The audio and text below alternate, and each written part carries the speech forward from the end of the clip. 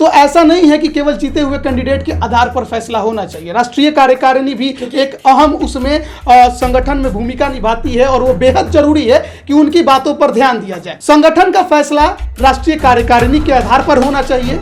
चिराग पासवान जिस तरह से उन्होंने जन आशीर्वाद यात्रा निकाली, जिस प्रकार से जनता का समर्थन है, कहीं ना कहीं जनता भी यही मानती है कि असली लोजपा के दावेदार चिराग पासवान है कि चुनाव आयोग को अगर फैसला लेना है तो वो केवल जीते हुए कैंडिडेट के आधार पर ना ले, बल्कि राष्ट्रीय जो कार्यकारिणी है, जो उसके सदस्य हैं, जो लोजपा के कार्यकर्ता हैं, उनके भी भावनाओं का वहाँ पर ध्यान रखे और जरा सोचे कि संगठन चलाना है तो उसके लिए जो कार्यकर्ता हैं उनका पक्ष किधर है।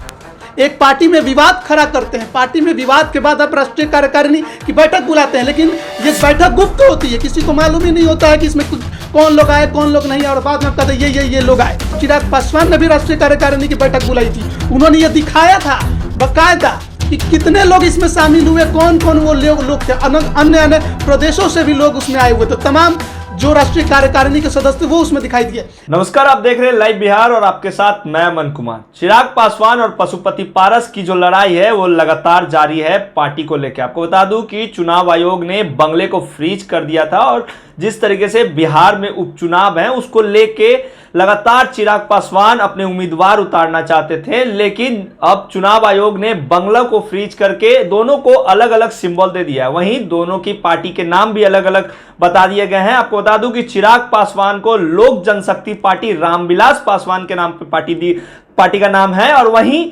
पशुपति पारस को राष्ट्रीय लोक जनशक्ति पार्टी दिया गया। लेकिन सवाल वही है कि आखिरकार बंगले का मालिक कौन है। आपको बता दूं कि दोनों पार्टियों को सिंबल भी दे दिया गया है। जहां चिराग पासवान की पार्टी को सिंबल हेलीकॉप्टर दिया गया है, वहीं पशुपति पारस की पार्टी को सिलाई मशीन दिया है। लेकिन फिर से वही सवाल है, बंगला आखिरकार किसका है, चिराग पासवान का या फिर पशुपति पारस के। बात करेंगे, हमारे साथ हमारे सहयोगी राजमोहन है। राजमोहन, लड़ाई जारी है लेकिन सवाल वही है, बंगला का मालिक असली कौन है। चिराग पासवान लगातार ये कहते हैं, रामविलास पासवान के बेटे हैं तो उनका कहना है कि मालिक मैं हूं, लेकिन पशुपति पारस कहते हैं कि पार्टी में परिवार नहीं चलता है। तो क्या लगता है कौन होगा असली लोक जनशक्ति पार्टी का मालिक, उसका विरासत कौन होगा, कौन उसका कह दूं कि असली नेता कौन होगा लोक जनशक्ति पार्टी का? देखिए, यहाँ पर कुछ बातें हैं जो हमें समझनी होंगी। सबसे बड़ा जो बात है जो समझने की जरूरत है वो ये है कि आखिरकार लोजपा का बंगला फ्रीज क्यों हुआ। लोजपा एक राष्ट्रीय पार्टी है, उसे दर्जा प्राप्त है, और बंगला फ्रीज होने का सबसे बड़ा कारण है कि इसमें दो गुट बट गए। एक जो केंद्र में एक मंत्री हैं उनका गुट, जिनके साथ जो पार्टी के 6 सांसद हैं उनमें से 5 सांसद हैं, और दूसरा चिराग पासवान जो कि जब विवाद हुआ तब उस लोजपा के राष्ट्रीय अध्यक्ष थे। लेकिन अब सवाल यही है कि आखिरकार पार्टी का मालिक कौन है। ये विवाद फिलहाल चुनाव आयोग के पास है, चुनाव आयोग को इस पर जवाब देना है। फिलहाल चुनाव आयोग ने इस पर अभी कोई निर्णय नहीं लिया, इसीलिए क्योंकि बिहार में उपचुनाव थे, उपचुनाव में चिराग पासवान को उतरना था। उन्होंने इसके लिए चुनाव आयोग को कई बार पत्र लिखा था, रिकॉल लेटर तक लिखा था, हाल में भी लिखा था उन्होंने, और इसी वजह से चुनाव आयोग ने एक अंतरिम फैसला लिया कि इस उपचुनाव के लिए फिलहाल इस पार्टी का नाम थोड़ा बदलकर दोनों ही गुटों को दे दिया जाए, और दूसरा दोनों ही गुटों को एक एक सिंबल दे दिया जाए कि अगर ये चुनाव में उतरते हैं तो इस सिंबल से चुनाव में उतर सकते हैं। तो इस उपचुनाव में जहां एक तरफ चिराग की पार्टी को लोजपा रामविलास के नाम से जाना जाएगा, जिन्हें हेलीकॉप्टर का चुनाव चिन्ह दिया गया है, वहीं दूसरी तरफ पशुपति पारस को राष्ट्रीय लोजपा के नाम से जाना जाएगा और उन्हें सिलाई मशीन दी गई है। अब हम चलते हैं कि आखिरकार आधिकारिक दावेदार इस लोजपा का कौन हो सकता है।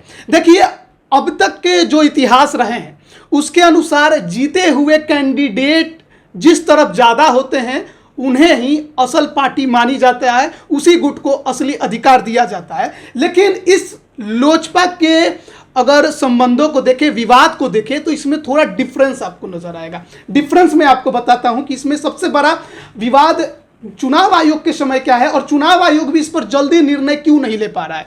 देखिए, कारण क्या है। किसी भी पार्टी का एक संगठन होता है, संगठन में राष्ट्रीय अध्यक्ष भी होती हैं, महासचिव होते हैं, अन्य राष्ट्रीय कार्यकारिणी के सदस्य होते हैं। वहीं दूसरी तरफ उसमें जीते हुए कैंडिडेट भी होते हैं। लेकिन दो चीज़ें यहाँ समझनी बेहद जरूरी है। एक संगठन जो है वो कार्यकर्ताओं से बनता है, कार्यकर्ता जिस तरफ रहेंगे वही संगठन कहलाता है। एक दूसरी तरफ होता है जो उस संगठन से चुनाव जीतकर विधानसभा पहुंचे या संसद में पहुंचे, वो होते हैं। कहीं ना कहीं संख्या सर्वाधिक कार्यकर्ताओं की होती है जो संगठन में होते हैं और उन्हीं के आधार पर पार्टी चलती है, और दूसरी जो संख्या होती है राजनेताओं की होती है जो चुनाव लड़ते हैं, प्रतिनिधित्व करते हैं पार्टी का। लेकिन सोचिए कि जो प्रतिनिधित्व करते हैं पार्टी का, वो दल बदलते रहते हैं। वो जरूरी नहीं है कि वो इस दल में रहे, कभी उस दल में रहे। लेकिन जो राष्ट्रीय कार्यकारिणी है उसके भी नेता दल बदलते हैं। लेकिन राष्ट्रीय कार्यकारिणी का जो स्वरूप दिया जाता है वो इसीलिए दिया जाता है कि संगठन सुचारू रूप से चले, किसी प्रकार का इसमें कोई भी मतभेद ना हो, और मतभेद सुलझाना है तो राष्ट्रीय कार्यकारिणी ही ये काम करेगी। अब जरा सोचिए कि अगर जीते हुए कैंडिडेट के आधार पर हम लोजपा के असल दावेदार को मानते हैं तो वो पशुपति पारस के पास बहुमत है, उनके तरफ जाता है। लेकिन राष्ट्रीय कार्यकारिणी की अगर हम ध्यान से देखें तो उसकी संख्या कहीं ना कहीं चिराग के पक्ष में ज़्यादा झुकी हुई नजर आती है। अब मैं आपको उदाहरण देता हूं एक, क्योंकि बिहार में भी कई पार्टियां हैं वीआईपी, जिसके महज 4 ही विधायक हैं विधानसभा में, और विधान परिषद में है मुकेश सहनी, वो खुद चुनाव हार गए, वो राष्ट्रीय अध्यक्ष हैं वीआईपी के। लेकिन कल को अगर मान लीजिए कि चारों विधायक उन्होंने वीआईपी के राष्ट्रीय अध्यक्ष का साथ छोड़ दिया और जाकर कहा जो विधानसभा के अध्यक्ष हैं उनसे कि हमने राष्ट्रीय अध्यक्ष को ही निकाल दिया और अब से हमारी जो वीआईपी है उसके हम असली मालिक हैं और हम ही अब यहाँ से फैसला लेंगे, तो कहीं ना कहीं मुसीबत में फंस जाएंगे सहनी। तो ऐसा नहीं है कि केवल जीते हुए कैंडिडेट के आधार पर फैसला होना चाहिए। राष्ट्रीय कार्यकारिणी भी एक अहम उसमें संगठन में भूमिका निभाती है और वो बेहद जरूरी है कि उनकी बातों पर ध्यान दिया जाए। संगठन का फैसला राष्ट्रीय कार्यकारिणी के आधार पर होना चाहिए। चिराग पासवान जिस तरह से उन्होंने जन आशीर्वाद यात्रा निकाली, जिस प्रकार से जनता का समर्थन है, कहीं ना कहीं जनता भी यही मानती है कि असली लोजपा के दावेदार चिराग पासवान हैं, उनके साथ गलत हुआ है। लेकिन कहीं ना कहीं अंतिम निर्णय चुनाव आयोग को लेना है। चुनाव आयोग ये फैसला करेगा कि आखिरकार आधिकारिक दावेदार लोजपा का कौन है। लेकिन मेरा मानना है कि चुनाव आयोग को अगर फैसला लेना है तो वो केवल जीते हुए कैंडिडेट के आधार पर ना ले, बल्कि राष्ट्रीय जो कार्यकारिणी है, जो उसके सदस्य हैं, जो लोजपा के कार्यकर्ता हैं, उनके भी भावनाओं का वहाँ पर ध्यान रखे और जरा सोचे कि संगठन चलाना है तो उसके लिए जो कार्यकर्ता हैं उनका पक्ष किधर है। अंतिम फैसला चुनाव आयोग का लेना है। सवाल इस फिर से मैं एक बार और आपसे दोहरा रहा हूँ, राष्ट्रीय कार्यकारिणी की आपकी बात आपने कही, तो लगातार चिराग पासवान के जो गुट है उनका कहना है कि राष्ट्रीय कार्यकारिणी के जो जितने भी लोग हैं वो चिराग पासवान के पक्ष में, और अगर 5 सांसद के छोड़ जाने से पार्टी उनकी नहीं हो जाती है। और लोजपा के संविधान में ये है कि तमाम जो चीज़ें हैं वो राष्ट्रीय कार्यकारिणी के ही लोग तय करते हैं कि कौन आपके राष्ट्रीय अध्यक्ष होंगे, कौन आपके प्रधान महासचिव होंगे। तो लगातार उनके जो लोग हैं वो कहते हैं कि तमाम जो लोग हैं वो चिराग पासवान के ही फेवर में रहते हैं और चिराग पासवान को ही फेवर करते हैं। ऐसे में क्या लगता है कि पशुपति पारस को बंगला मिलेगा? देखिए, मैंने इसके पहले जो बात यही बताई कि राष्ट्रीय कार्यकारिणी संगठन का एक अहम हिस्सा है और उसके फैसले पर ही संगठन के निर्णय होने चाहिए किसी भी पार्टी के। राष्ट्रीय कार्यकारिणी में जितने भी 70 या 75 लोग जो भी लोजपा के हैं उनकी बैठक होनी चाहिए, उसमें यह फैसला होना चाहिए। जब पशुपति कुमार पारस ने चिराग के साथ बगावत की तो उन्होंने एक राष्ट्रीय कार्यकारिणी की बैठक बुलाई थी, लेकिन सबसे बड़ा सवाल है कि उस राष्ट्रीय कार्यकारिणी की बैठक में कितने लोग शामिल हुए जो राष्ट्रीय कार्यकारिणी के सदस्य थे। सबसे बड़ा सवाल है, क्योंकि बहुमत पर फैसला होना चाहिए कि राष्ट्रीय अध्यक्ष कौन होगा, प्रदेश अध्यक्ष कौन होगा। जब राष्ट्रीय अध्यक्ष चिराग पासवान बने थे उस दौरान राष्ट्रीय कार्यकारिणी की बैठक हुई, उस दौरान के वर्तमान राष्ट्रीय अध्यक्ष रामविलास पासवान भी मौजूद थे।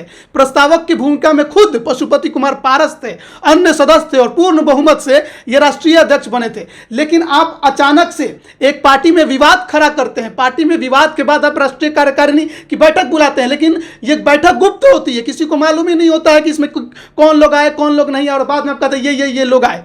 लेकिन वहीं दूसरी तरफ चिराग पासवान ने भी राष्ट्रीय कार्यकारिणी की बैठक बुलाई थी, उन्होंने ये दिखाया था बकायदा कि कितने लोग इसमें शामिल हुए, कौन कौन वो लोग थे, अन्य अन्य प्रदेशों से भी लोग उसमें आए हुए थे, तमाम जो राष्ट्रीय कार्यकारिणी के सदस्य वो उसमें दिखाई दिए। मेरा ये नहीं कहना है कि आप चिराग पासवान के पक्ष में फैसला दीजिए या फिर पशुपति कुमार पारस के पक्ष में फैसला दीजिए। मेरा कहना है कि चुनाव आयोग को ये निर्धारित करना चाहिए कि राष्ट्रीय कार्यकारिणी लोजपा के कार्यकर्ताओं के दिलों में कौन है, राष्ट्रीय कार्यकारिणी ये क्या मानती है, क्या वो चिराग पासवान को लोजपा का आधिकारिक उत्तराधिकारी मानती है या फिर पशुपति कुमार पारस को।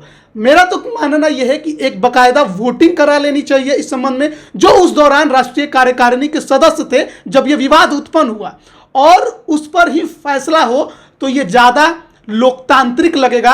अगर इस तरह से केवल किसी एक पक्ष को सुनकर दूसरे पक्ष को सुनकर किसी प्रकार का निर्णय दिया जाता है तो निश्चित तौर पर मेरा मानना है कि लोकतंत्र का भी हनन होगा और कहीं ना कहीं जो कार्यकर्ता हैं लोजपा के उनके अंदर भी उनका रोष साफ दिखाई देगा, क्योंकि एक के पक्ष में फैसला होगा तो दूसरे के अंदर अपने आप रोष होगा, गुस्सा होगा। तो सबसे बेहतर है कि एक लोकतांत्रिक प्रक्रिया के तहत ही अगर इसका निर्णय हो तो ही बेहतर होगा कि आखिरकार लोजपा का आधिकारिक दावेदार कौन है, और कहीं ना कहीं इसमें चुनाव आयोग की भूमिका अब अहम होने वाली है। चुनाव आयोग की भूमिका अहम होने वाली है। एक आखिरी सवाल मैं आपसे ले रहा हूँ। सवाल है कि अब जिस तरीके से उपचुनाव है, सिंबल तो मिल गया है, लेकिन चिराग पासवान लगातार ये कह रहे हैं कि बंगले को फ्रीज करवाने में बिहार के मुख्यमंत्री का भी हाथ है, चाचा पशुपति पारस का भी हाथ है, क्योंकि वो नहीं चाहते थे कि बंगले के सिंबल पे चिराग चुनाव में जाए।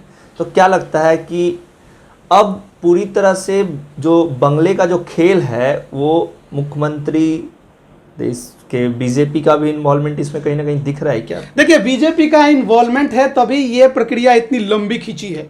अगर बीजेपी का इन्वॉल्वमेंट नहीं होता तो पशुपति कुमार पारस आज ही ये कहते संसद में जो अध्यक्ष वहाँ के लोकसभा के कि हमको चुन लिया गया है संसदीय दल का नेता, और कल आज ही वो बन जाते। मेरा ये मानना नहीं है। निश्चित तौर पर इसमें बीजेपी का इन्वॉल्वमेंट है। बीजेपी नीतीश कुमार के प्रेशर की वजह से काम कर रही है या फिर उसका कुछ अपना फायदा है, ये वो बेहतर जानती है, लेकिन कहीं ना कहीं इन्वॉल्वमेंट तो हर एक का है। अब इससे क्या नुकसान होगा? देखिए, बंगला फ्रीज करना इसमें नीतीश कुमार का प्रेशर है या बीजेपी का प्रेशर है, मैं ये नहीं मानता, क्योंकि विवाद था, विवाद और ऐसा विवाद था जिसको चुनाव के समय में ये क्यों हुआ, ये मैं अब जाहिर बात है कि चुनाव के समय ही ये होगा, क्योंकि चुनाव जो लड़ा जाता है वो सिंबल पे लड़ा जाता है। दो गुट हैं, सिंबल एक है, भैया दोनों को चाहिए, तो जाहिर तौर पर चुनाव आयोग को कोई ना कोई निर्णय लेना पड़ता। तो जाहिर बात है कि यहाँ पर सिंबल किसी एक को तो आप दे नहीं सकते बिना किसी फैसला के। पारस, पशुपति पारस की तरफ से अभी तक किसी भी तरह नहीं, बयान लेटर नहीं है। उन्होंने चुनाव आयोग को दिया था, उन्होंने दावा ठोक दिया था कि अब वही राष्ट्रीय अध्यक्ष हैं। तब जाकर चुनाव आयोग ने इस पर फैसला लिया कि यह विवाद है, विवादित है, और यह सिंबल इसलिए फिलहाल इस उपचुनाव के लिए अंतरिम आदेश हम देते हैं कि चिराग पासवान हेलीकॉप्टर पर लड़ लें। उनका भी निर्णय होगा कि हाँ, हमें हेलीकॉप्टर ही दे दीजिए, दूसरा पशुपति कुमार पारस को सिलाई मशीन से, क्योंकि विवाद है, दो गुट है, सिंबल एक है, तो फ्रीज होना निश्चित तौर पर जायज है, क्योंकि ये होना ही था। और जो चुनाव आयोग का फैसला अभी अंतरिम आदेश में है, ये इसमें कुछ गलती नहीं है, ये एकदम सही फैसला है। लेकिन आगे जो फैसला लिया जाना है चुनाव आयोग के द्वारा, वो देखना होगा कि चुनाव आयोग कितने लोकतांत्रिक प्रक्रिया के तहत फैसला लेती है, राष्ट्रीय कार्यकारिणी को कितना महत्व देती है, लोजपा के संगठन के कार्यकर्ताओं को कितना महत्व देती है, या फिर केवल और केवल जीते हुए कैंडिडेट को महत्व देकर अन्य कार्यकर्ताओं के अंदर रोष पैदा कर देगी। क्योंकि चुनाव आयोग का फैसला कहीं ना कहीं अब बिहार की राजनीति जो भविष्य में आने वाली है उसको प्रभावित करने वाला है। तो आपने सुना, राजमोहन थे हमारे साथ, जिन्होंने तमाम जो सवाल थे उसका जवाब दिए और कहा कि ये जो फैसला है अब चुनाव आयोग के पास है, अब चुनाव आयोग ही इस पे फैसला करेगा कि जो बंगले का असली दावेदार है वो कौन है, चिराग पासवान है या फिर पशुपति पारस। इससे जुड़ी तमाम खबरें लाइव बिहार देते रहेगा। अभी के लिए इतना ही, नमस्कार। लाइव बिहार यूट्यूब पर सब्सक्राइब और फेसबुक पर लाइक जरूर करें।